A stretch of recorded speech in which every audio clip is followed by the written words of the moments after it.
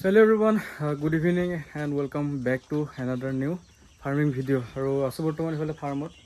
দেখাই পাইছে আপোনালোকে বাকী ইফালে চাওক এতিয়া মুৰ্গীখিনি আছে বাৰু এয়া বাকী ইয়াত এডাল বাঁহ এডাল বান্ধি দিছোঁ যাতে ইয়াতে উঠি থাকিব পাৰে সিহঁতে চ' এতিয়া নুঠে বাৰু অলপ দেৰিকৈ উঠিব যিহেতু এতিয়া মানুহ আছোঁ তাৰপিছত ইফালে চাওক ফিডাৰবিলাক এনেকৈ ৰছী দি এনেকৈ বান্ধি দিছোঁ যাতে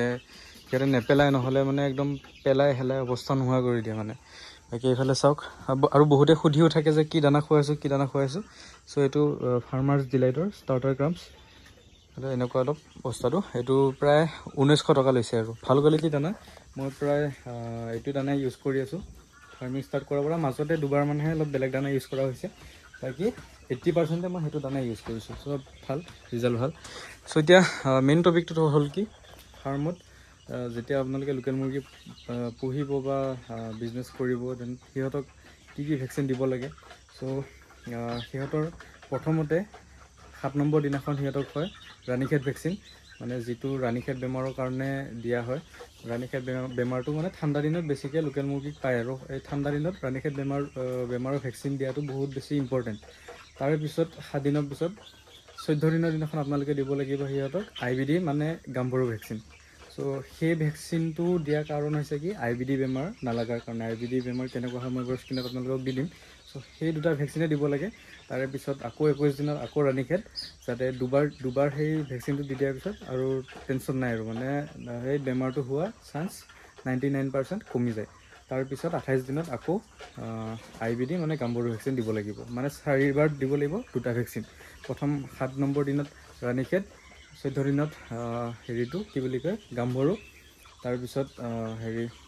21 দিনত আকৌ ৰাণীখেত 28 দিনত আকৌ গাম্বৰু দাম বেছি নহয় ভেকচিনৰ দাম বেছি নহয় ৰাণীখেত ভেকচিনটো প্ৰায় 70 টকা লয় আৰু গাম্বৰু ভেকচিনটো প্ৰায় 65 লয় চ' বেছি দাম নহয় চ' সেই বস্তুটো দি দিয়াৰ পিছত আৰু টেনশ্যন নাথাকে বিশেষকৈ ঠাণ্ডা দিনত আপোনালোকে সেই মিষ্টেকটো নকৰিব যে সেই 300-400 টকা বচাবৰ কাৰণে আপোনালোকে গোটেই ফাৰ্মত এটা লছ যাতে নহয় সেই কামটো নকৰিব বাকী অলৰেডি মোৰ চেনেলত ভিডিঅ' দিয়া আছে কেনেকৈ ভেকচিন দিয়া হয় কি কথা সকলোখিনি দিয়া হৈ আছে আপোনালোকে যদি চোৱা নাই চাব চেনেলটোত ভিজিট কৰিব চেনেলটোত ধুনীয়াকৈ দিয়া হৈছে বুজোৱা হৈছে যে কেনেকৈ দিব লাগে প্ৰচেছটো কেনেকুৱা চ' সেয়াই বাকী ভেকচিন দিয়াত টাইমটো আপোনালোকে প্ৰায় সন্ধিয়া দিব চেষ্টা কৰিব মানে ভেকচিনটো ঠাণ্ডাতহে কাম কৰে মানে এতিয়া ধৰি লওক ৰাতিপুৱা যদি দি দিয়ে দিনটো গৰম পাই গ'লে সেই ভেকচিনটো কাম নিদিব আৰু ভেকচিন দিয়াৰ আগদিনাখন ভেকচিন দিয়াৰ দিনাখন আৰু ভেকচিন দিয়াৰ পিছদিনাখন কোনো ধৰণৰ সিহঁতক মেডিচিন নিদিব প্লেইন পানী মানে নৰ্মেল পানী দিব সিহঁতক বাকী সেয়াই এতিয়া চাওক ইফালে এইটো বস্তা আনিছোঁ কালি 1900 টকা লৈছে 50 কেজি আছে ইয়াৰ আগতো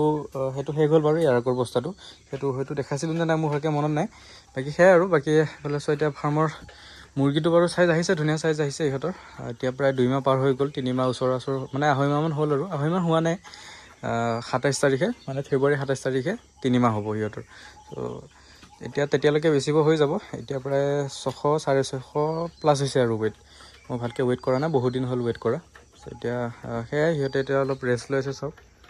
এইয়া ছাইডত একদম গৈ আছে এটা সেইটো শুই আছে দুটামান এক্টিভ আছে দুটামান ৰেষ্ট লৈ আছে ত' তেনেকুৱা এতিয়া আবেলি সময় সেইকাৰণে ভাবিলোঁ বহুতে যিহেতু কমেণ্টো কৰি আছিলে ভেকচিনৰ বিষয়ে অলপ কৈ দিবলৈ ত' সেইবাবে ভাবিলোঁ কি ভিডিঅ'টো বনাই দিম আৰু বাকী এইখনে আৰু ফাৰ্মখন চাওক বাহিৰৰ পৰা দেখাই দিছোঁ যোনবোৰে নতুনকৈ চেনেলটো চাইছে সিহঁতে হয়তো গম নাপাব পাৰে ফাৰ্মখন কেনেকুৱা আৰু এইখন আছে নতুন ফাৰ্ম এইখনৰ অলপমান প্লাষ্টিকটো ফাটি থাকিলে চ' এইটো ঠিক কৰাব লাগিব আৰু এইটো মানে এতিয়ালৈকে ঠিক কৰোৱা নাই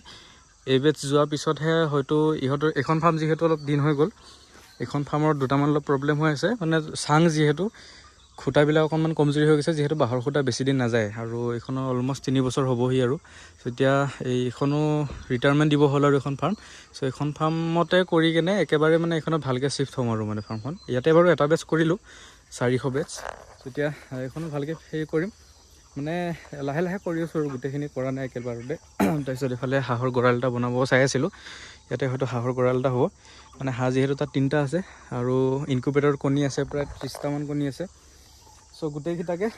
ইয়াতে ৰাখিম বুলি ভাবিছোঁ তাৰপিছত কি হয় কি নহয় দেখা যাব আৰু বাকী এতিয়া চাওক ধুনীয়া ছানছেটৰ পৰিৱেশ বাকী ইফালে ফাৰ্ম সেয়া আছিল আজিৰ ভিডিঅ'টো ভেকচিনৰ বিষয়ে বহুতে সুধি থাকে ক'লোঁ আপোনালোকক কেনেকুৱা পালে আৰু যি টপিকৰ ওপৰত ভিডিঅ' লাগে বা কেনেকুৱা ধৰণৰ টপিকৰ ওপৰত ভিডিঅ' লাগে কমেণ্টত জনাব নিশ্চয় ভিডিঅ' বনাই দিব চেষ্টা কৰিম বাকী আজিলৈ ইমানেই আছিলে বাই বাই গাইছ ছাবস্ক্ৰাইব কৰিব চেনেলটো তোকে কৰাই দিয়ক জল্দি বাই বাই